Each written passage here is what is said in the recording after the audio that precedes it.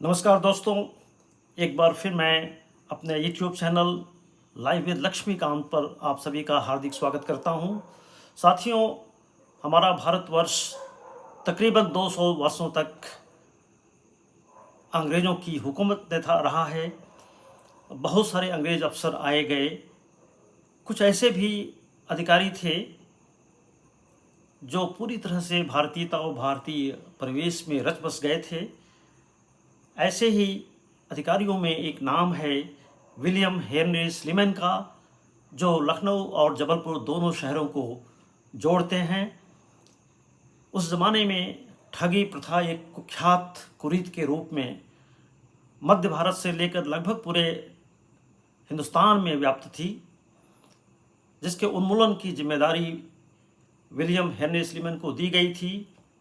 और ठगी एवं डकैती उन्मूलन विभाग का मुख्यालय मध्य भारत के महत्वपूर्ण नगर जबलपुर को बनाया गया था, जिसके सुपरिंटेंडेंट विलियम हेनरी स्लीमैन थे। उनकी कथा बड़ी रोचक है। लेखक दिनेश चौधरी शहरनामा के माध्यम से विलियम हेनरी स्लीमैन पर अपने शब्दों का जादू बिखेरते हैं।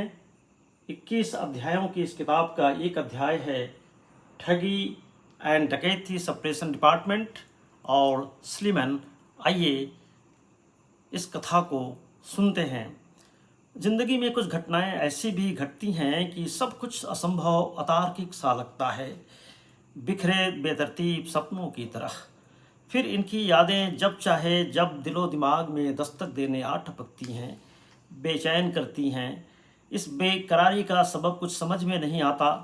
कभी लगता है कि यह फ़कत दिमाग का फितूर है, और ऐन इसी वक्त दिल कह रहा होता है कि कुछ तो है। अजीब से हालात होते हैं जिन्हें स्लीमैन जबलपुर आने से पहले इलाहाबाद में झेल रहे थे। यहाँ वे चंद अरसा ही रहे, पर ये दिन बड़ी बेचैनी के थे।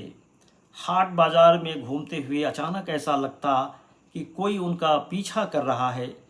पलटकर निगाह दौड़ाते तो मालूम पड़ता कि वैसा कुछ है नहीं। खुद पर खींच हो आती कि यह क्या हरकत है। रातों को सोते हुए अचानक नींद खुल जाती। फिर कभी कभी लगता कि कोई आवाज़ उनके पीछे है जो उनसे कुछ कहना चाहती है। आवाज़ बहुत साफ होती, बस उसके मायने पकड़ में नहीं आते। कभी आगत में खड़ी कोई चुनौती उन्हें ललकार रही होती। वह क्या थी नहीं पता, पर वह जो थी अलग थी, अनूठी थी और अद्वितीय थी। क्या यह उस जंग का असर था जो वे कुछ दिनों पहले नेपाल की सरहद में लड़कर आए थे? विलियम हेनरी स्लीमैन महज 21 साल की उम्र में इंग्लैंड से भारत आकर दानापुर रेजिमेंट में शामिल हो गए थे। इंसान चाहे कितना भी पत्थर दिल हो, युद्ध भूमि में मची मार काट विचलित तो करती ही है। जंग सिर्फ बाहर नहीं होती, भीतर भी चलती है, और जंग के खत्म हो जाने के बाद भी चलती रहती है। फिर स्लीमैन तो बहुत संवेदनशील थे। उनके बहुत से साथी बीमार पड़ गए, कुछ मारे भी गए। युद्ध से वितृष्णा सी हो गई, जैसे सम्राट अशोक को हुई थी। कलकत्ते में आराम करने की छुट्टी मिली। उन्होंने आला अफसरान को चिट्ठी लिखी कि वे फ़ौज में लड़ने के बदले कॉलेज में पढ़ाना चाहते हैं। यहीं की एक लाइब्रेरी में किताबों के पन्ने पलटते रहे और बस एक पन्ने में उलझ कर रह गए। यह एक फ्रेंच यात्री की किताब थी जो 51 साल पहले भारत भ्रमण पर आया था। उनकी किताब के उस पन्ने पर आकर वे ठहर जाते, जिसमें लिखा था कि दिल्ली से आगरे का रास्ता बड़ा खतरनाक है और यहाँ से लोग न जाने कहाँ गायब हो जाते हैं। इस एक पन्ने को उन्होंने बार बार पढ़ा, कई बार पढ़ा। जंग की ताज़ी यादों के साथ यह एक पन्ना भी शायद इलाहाबाद में उनकी बेचैनी का सबब था। मिस्टर स्मिथ नाम के अंग्रेज अफसर को यह मंजूर नहीं था कि स्लीमैन जैसा नौजवान अपने आप को कॉलेज की चहारदीवारी में कैद कर ले। स्लीमैन को उन्होंने सिविल सर्विसेज के लिए जबलपुर के पास सागर भेज दिया। फिर वे सागर से नरसिंहपुर आए। यह वही नरसिंहपुर था जहां उस ज़माने में ठगों की सबसे बड़ी बिल के होने के वजूद सामने आया था। मज़े की बात यह है कि तब यह बात स्लीमन को भी पता नहीं थी कि उनके दफ्तर से महज 300 मीटर के फासले पर कंदेली नामक एक गांव ठगों का असली अड्डा है और पास ही मणेसुर में हिंदुस्तान की सबसे बड़ी बिल है। यह जो बिल है यह ठग भाषा से है, जिसे रामासी कहा जाता था, ठगों की कूट भाषा। बिल का आशय उस जगह से है जहां वनिज या शिकार को मारकर दफन कर दिया जाता था। उस जमाने के ठग सच्चे ठग होते थे और उन्हें बोरा या ओला कहा जाता था। जैसे कहते हैं कि सियासतदान के कुछ उसूल होते हैं, ठगों के भी कुछ उसूल हुआ करते थे और वे लोगों को जन्नत बख्शने के लिए धारदार हथियारों का इस्तेमाल नहीं करते थे। इस काम के लिए वे एक पीले रंग का रुमाल इस्तेमाल करते थे और उसे पेलहू कहते थे। रुमाल की गांठों में विक्टोरियन सिक्का होता था ताकि पाप के भागी फिरंगी भी बने। जैसे इन दिनों फाइन आर्ट्स थिएटर वगैरह की बारीकी सीखने के लिए कई तरह के प्रशिक्षण से गुजरना होता है, तब ठगी की भी बाकायदा ट्रेनिंग होती थी, परीक्षा देनी पड़ती थी। दीक्षांत समारोह में गुरु चेले के हाथों में गुड़ का टुकड़ा रख देता, फिर वह एक पीले रंग का रुमाल निकालता और उसके सिरे पर चांदी का विक्टोरियन सिक्का बांध दिया जाता। एक तरह से यही प्रशिक्षु की डिग्री डिप्लोमा होती। गुड़ खाते ही वह सर्टिफाइड ठग बन जाता। रुमाल में बंधे सिक्के से गुड़ की एक खेप और मंगाई जाती और इसके साथ गुड़ भोज के रूप में लंच या डिनर होता। यह गुड़ तुपोनी का गुड़ कहलाता और कहते हैं कि इसे चखने वाला ताजिंदगी ठग बना रहता। वो ठग तो अब नहीं रहे, पर इस फरेबी दुनिया में तब के गुड़ की तासीर अभी भी बची हुई है। पूरी कथा बहुत लंबी है और इसे पढ़ने में वही रहस्य रोमांच हासिल होता है जो बाबू देवकी नंदन खत्री के नावल को पढ़ने में मिलता था। इसलिए लाजमी है कि इस कथा में जाने से पहले कथा के तुलसीदास राजेंद्र चंद्रकांत राय का जिक्र कर लिया जाए। राय साहब के जबलपुरिया मित्र उन्हें स्लीमन कथा का तुलसीदास कहते हैं। जिस तरह रामकथा की तुलसी ने, गालिब की जगजीत सिंह ने हिंदी जनमानस में पैठ बनाई, वही काम इस कथा के लिए राय साहब ने किया। प्रतिष्ठित साहित्यिक पत्रिका हंस के कई अंकों के लिए उन्होंने स्लीमैन की डायरी लिखी। उड़ते उड़ते इसकी शोहरत मुंबई तक पहुंची। फिल्मकार सौरभ बंजारा ने उनसे संपर्क किया। ये वही सौरभ बंजारा हैं जिन्होंने हिंदी सिनेमा के 100 बरस होने पर सुभाष घई के लिए एक मेगा शो को तैयार किया था। स्लीमन कथा को लेकर कई बैठकें हुईं और अंततः लुटेरे सीरियल एपिक चैनल पर बेहद मकबूल हुआ। आदित्य चोपड़ा इस पर फिल्म बनाना चाहते थे। फिल्म समीक्षक जयप्रकाश चौकसे के जरिए संपर्क साधा, बैठक हुई। अभिनेता आमिर खान भी आए।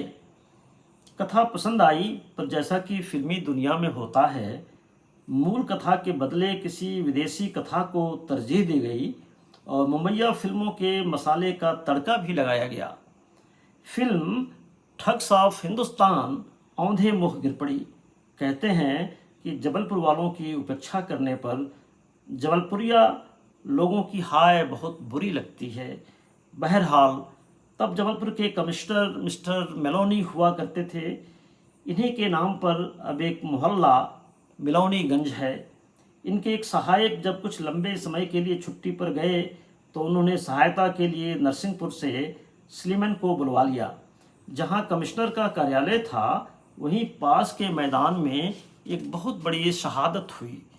1857 के गदर के ठीक बाद यहाँ तत्कालीन रेजिमेंट के कमांडेंट क्लार्क ने गोंड राजा शंकर शाह और उनके पुत्र रघुनाथ शाह को तोप के मुंह में बांधकर उड़ा दिया था। क्लार्क दुष्ट, क्रूर और आतताई था।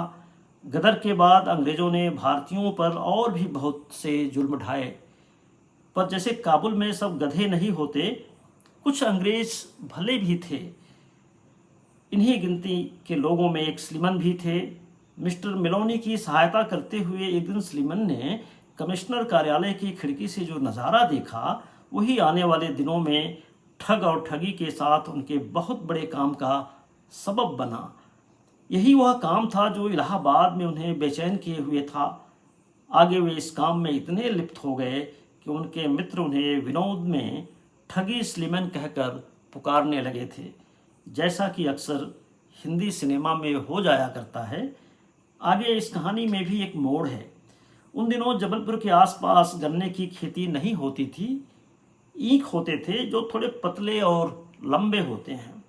गर्मियों के दिन किसी अप्रैल महीने में स्लीमन पहली बार भारत से बाहर ऑस्ट्रेलिया गए और सुदूर ताहिती द्वीप से गन्ने की रोपण सामग्री ले आए। आगे इसकी बढ़त में कुछ दिक्कत हुई तो मॉरिशस को खंगाला। एक व्यापारिक समझौते के तहत वहाँ से 19 साल की लड़की वांछित सामग्री लेकर आई। जैसे मुरब्बा बनाने पर शीरे की मिठास धीरे धीरे आंवले को भेदती है, बहुत सुंदर एमिली के प्रेम की मिठास विलियम को पगाती गई। सौदा गन्ने का भी हुआ और दिलों का भी।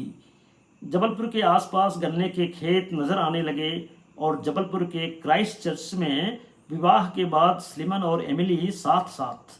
दोनों में उम्र का बड़ा फासला था, पर आगे वैचारिक धरातल पर एमिली हमेशा विलियम के साथ खड़ी दिखाई पड़ी।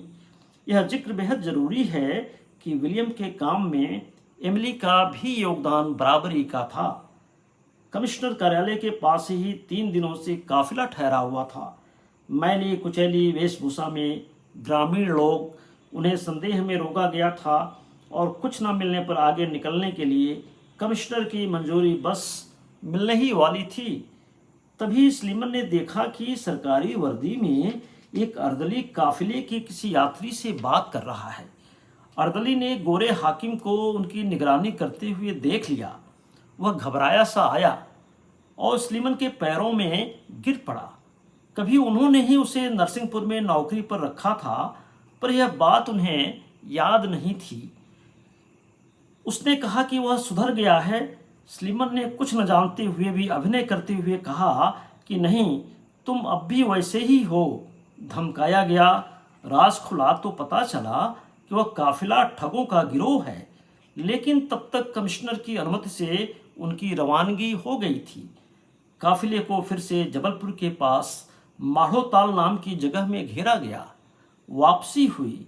गिरोह के सरगना दुर्गा को फांसी की धमकी दी गई, जो अर्दली कल्याण सिंह का भाई था। मनोवैज्ञानिक प्रपंच रचा गया।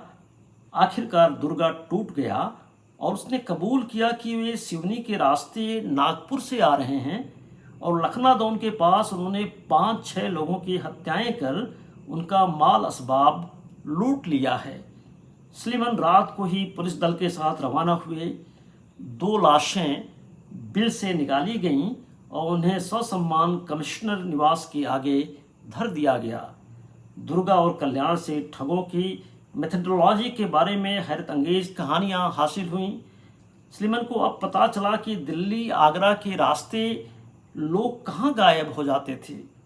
आमिर अली, फिरंगिया, बहराम वगैरह तब के नामी ठग सरदार थे। गिरोह काफिलों में चलता था। काफिले में कई तरह के हुनर वाले लोग होते। तब सामान्य यात्री, व्यापारी वगैरह भी अकेले नहीं चलते थे। इन्हें भरमाया जाता, ठगों का डर दिखाकर या बड़े काफिले में बड़ी सुरक्षा की बात कहकर भरोसे में लिया जाता। फिर मौका देखकर पीले रुमाल से इनकी मुस्कें कस दी जाती और लाशों को बिल में दफन कर दिया जाता। जब यात्रियों का पूरा काफिला ही शिकार बन गया हो तो शिकायत कौन करे और गवाही कौन दे? घर परिवार के लोग सोचते कि वे हिंस पशुओं के शिकार बन गए होंगे। ठगी पर काम करने के साथ साथ स्लीमन भारतीय रंग ढंग में रमते जा रहे थे। अवकाश के दिन वे घोड़े पर बैठकर जबलपुर के आसपास के इलाकों में घूमने के लिए निकल जाते। हाट बाजार, मेला मड़ई घूमते, ठेठ देहात के लोगों के साथ अड्डेबाजी जमाते। विवाह के कई सालों तक भी कोई संतान नहीं थी। पास के गांव कुहका टोला में एक बुजुर्ग ने उनसे मंदिर में मन्नत मांगने को कहा। स्लीमन ने कहा कि सिर्फ आपकी भावनाओं के सम्मान के लिए मैं ऐसा कर लेता हूँ। एमिली भी साथ थीं। अगले बरस उन्होंने एक बेटे को जन्म दिया। स्लीमन ने मंदिर का जीर्णोद्धार करवाया, घी के दिए जलाने के लिए सरकारी खजाने से राशि की मंजूरी दी, एक विशालकाय कांसे का दीप भी लगवाया जो अब भी इस मंदिर में अपनी रोशनी बिखेरता है। स्लीमन ने ठगों के गिरोह और उनके तौर तरीकों को पकड़ तो लिया था, पर व्यवहारिक दिक्कत उन पर मुकदमे चलाने की थी। फिर देश भर में ठगों के कई गिरोह थे, अलग अलग जागीरें, अलग अलग स्टेट। एक जगह वारदात की और आगे बढ़ गए। गवाह मिलते न थे। आखिरकार स्लीमन ने कंपनी सेक्रेटरी को पत्र लिखा। लॉर्ड विलियम बेंटिक और डलहौजी तक बात पहुंची। देश में पहली बार जबलपुर में ठग एंड डकैती सप्रेशन डिपार्टमेंट की स्थापना हुई। आगे चलकर यही विभाग सीआईडी के महकमे में तब्दील हुआ। स्लीमन को बहुत से अधिकार दिए गए। वे देश में कहीं भी जाकर ठगों की धरपकड़ कर सकते थे और उनके मुकदमे जबलपुर में ही चलाए जा सकते थे। गवाह आना नहीं चाहते थे, सो मौके पर जाकर ही गवाही दर्ज करने का चलन शुरू किया। साक्ष्य जुटाने के लिए गिरोह में से ही कई लोगों को वायदा माफ गवाह बनाया। पकड़े गए लोगों में से कोई 1% को ही संगीन सजाएं हुई। बाकी के अपराध छोटे थे। कुछ बेकसूर पाए गए, कुछ वायदा माफ गवाह थे। इनके पुनर्वास का प्रश्न था, क्योंकि वे भले ही ठगी के काम में लगे हों, पर वो एक काम तो था ही। जबलपुर के घमापुर इलाके में मिट्टी की जेल जैसी बनाई गई। हकीकतन यह खुली जेल थी और देश में इस तरह की संभवतः नवीन अवधारणा थी। फिल्म 2 आंखें 12 हाथ में कुछ इस तरह का विचार दिखाई पड़ता है। यहाँ लोग खेती करने लगे। दस्तकारी के काम और प्रशिक्षण के लिए कलेक्ट्रेट के पास वाली जगह चुनी गई।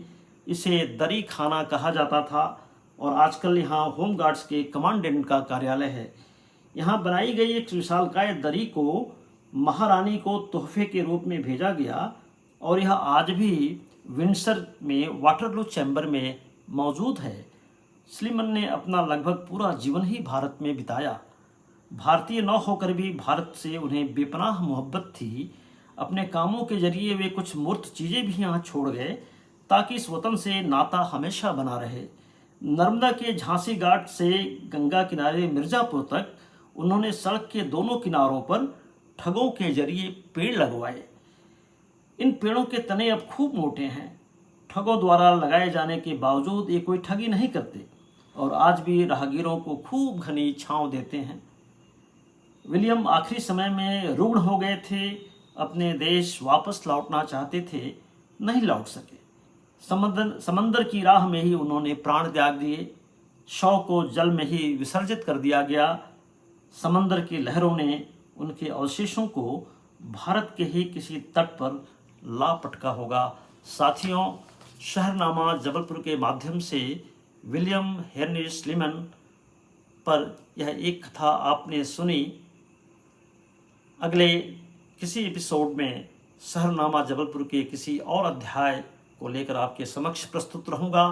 तब तक अगर आपने हमारे YouTube channel life with Laxmikant को अगर सब्सक्राइब न किया हो तो कृपया कर लीजिए, लाइक कीजिए, डिसलाइक भी कीजिए, कमेंट भी कीजिए और अपने बहुमूल्य सुझावों से मुझे और बेहतर कंटेंट बनाने के योग्य सिद्ध होने में मेरी मदद कीजिए।